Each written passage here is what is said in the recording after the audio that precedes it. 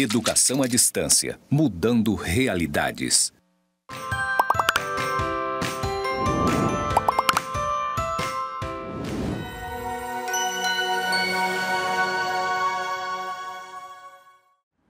Olá, tudo bem? Eu sou o professor José Fábio e nós estamos na disciplina de Psicologia do Desenvolvimento e Aprendizagem. Farei uma breve audiodescrição. Eu sou um homem branco, de estatura mediana, estou usando uma blusa rosa de manga comprida, uma calça azul e um sapato preto. Ao fundo, nós temos uma parede pintada de branco com pontos interligados por retas. À minha esquerda, nós temos escrito em letras verdes, EAD Mudando Realidades. Seja bem-vindo a mais essa nossa disciplina, né?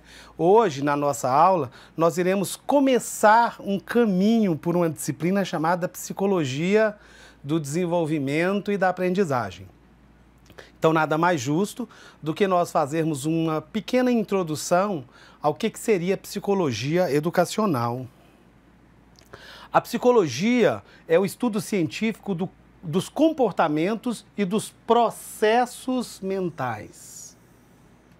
A psicologia educacional é o ramo dessa psicologia dedicada à compreensão do ensino e da aprendizagem em ambientes educacionais. A psicologia educacional é uma área tão abrangente que precisa de uma disciplina inteira para que a gente possa estudá-la, né?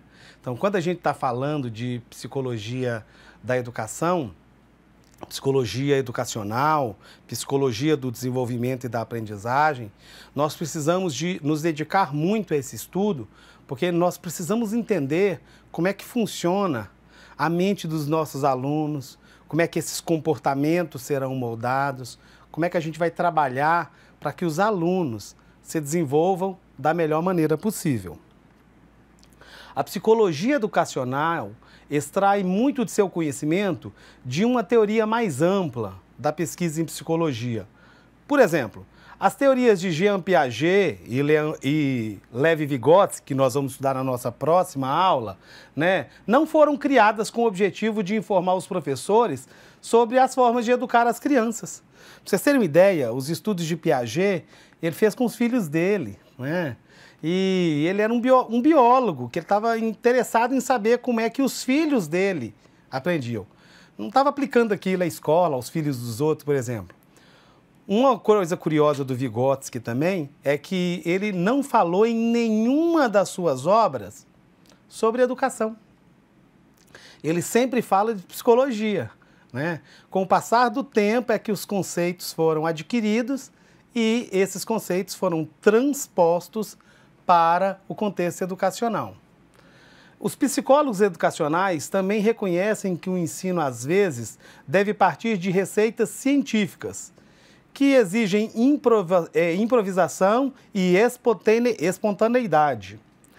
Como uma ciência, a psicologia educacional tem como objetivo fornecer conhecimento de pesquisa que possa ser eficientemente aplicado a situações de ensino. Então, nesses processos que nós pesquisamos, e esses psicólogos todos se dedicaram anos pesquisando, né, com ênfase em educação, o que nós queremos mesmo nós temos um processo para que o aluno aprenda. Quais processos mentais são esses? De que maneira nós vamos fazer para atingir esses objetivos?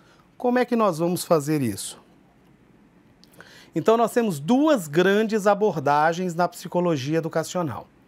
A primeira abordagem de estratégia de ensino é uma abordagem chamada abordagem construtivista, que é uma abordagem centrada no estudante.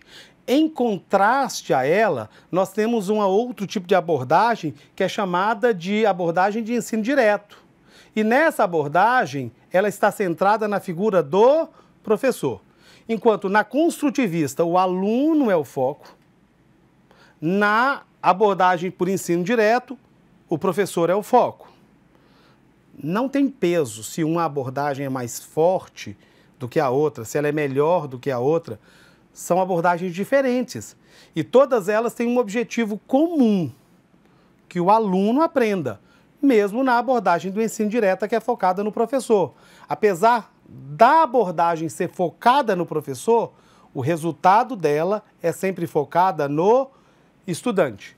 Nós temos uma charge aqui, né, desenhada, onde tem uma professora atrás de uma mesa com os cadernos sobre a mesa e alguns lápis, e uma menina olhando para essa professora.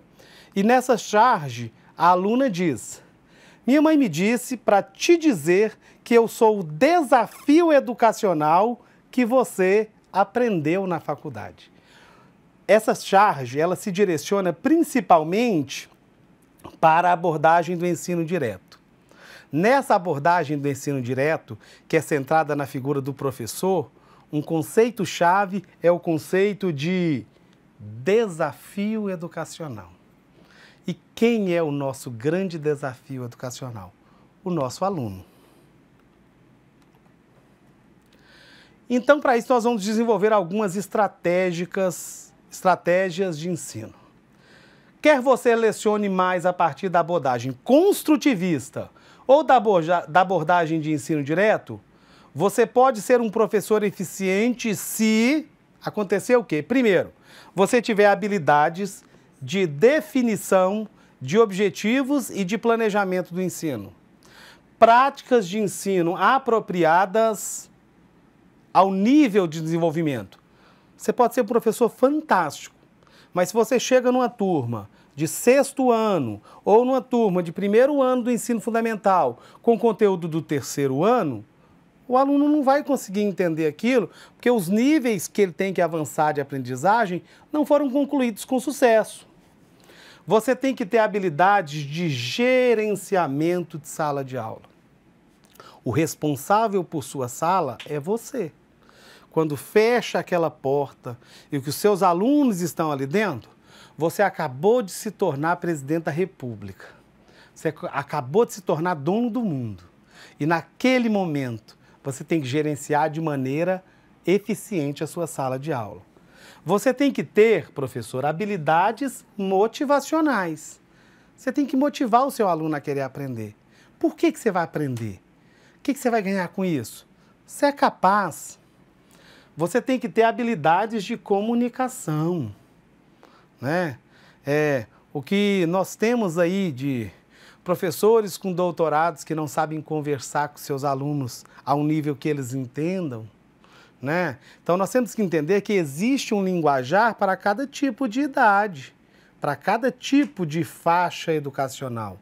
Não adianta eu chegar lá com uma fala muito rebuscada, cheia de palavras difíceis, que não vai ter compreensão. Eu tenho que ter habilidades de avaliação. Muito cuidado com essa parte, colegas. Quando a gente fala habilidades de avaliação, é saber avaliar o aluno. E quando nós falamos em avaliação, eu só lembro do livro do Henri Durand, que diz: provinha, provão, camisa de força da educação. Nós temos muitas maneiras diferentes de ensinar nosso aluno. Nós temos uma série de maneiras de avaliar. E eu quero lembrar para vocês que quando você avalia o seu aluno, você não está avaliando só ele, você também está avaliando o seu serviço, a forma como você ensinou aquilo. E o professor hoje em dia tem que ter essa grande habilidade, que são habilidades tecnológicas. Por exemplo, nesse momento, né, eu que vivi a minha vida quase toda numa sala de aula, com giz, num quadro negro, né? Vi a educação passar por um quadro de pincel, já é uma pequena tecnologia, usar data show. Hoje, como é que nós estamos fazendo? Nós estamos numa lousa interativa, num estúdio de gravação. E esse conceito a gente transporta para todo mundo. As habilidades tecnológicas têm que se sobrepor para que nós nos tornemos professores cada vez mais eficientes. E nós chegamos num outro ponto que é psicologia educacional em pesquisa. E por que é importante pesquisar? As experiências pessoais e as informações de especialistas podem ajudar você a se tornar um professor eficiente. As informações obtidas de pesquisas também são extremamente importantes.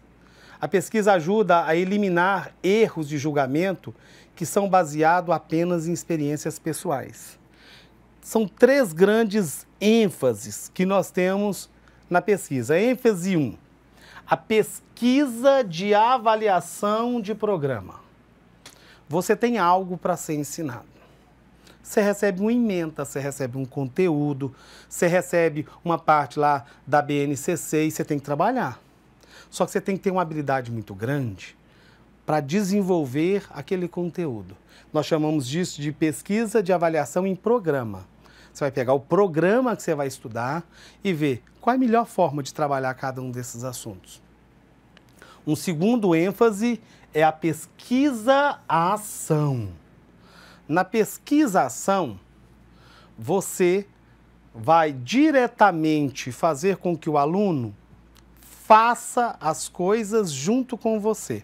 E a terceira ênfase, professor, como pesquisador. Você, ao mesmo tempo que é professor, você também é pesquisador.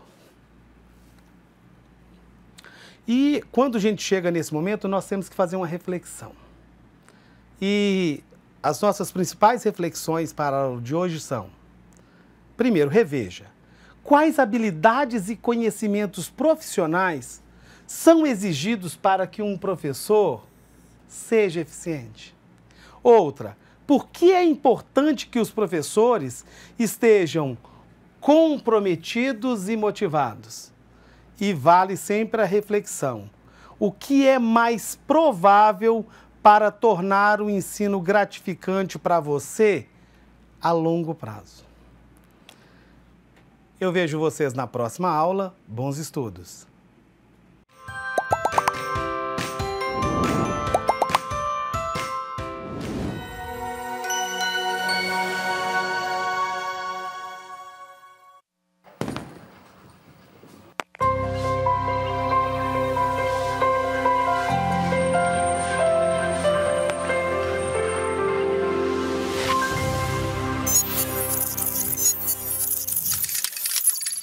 Educação à distância, mudando realidades.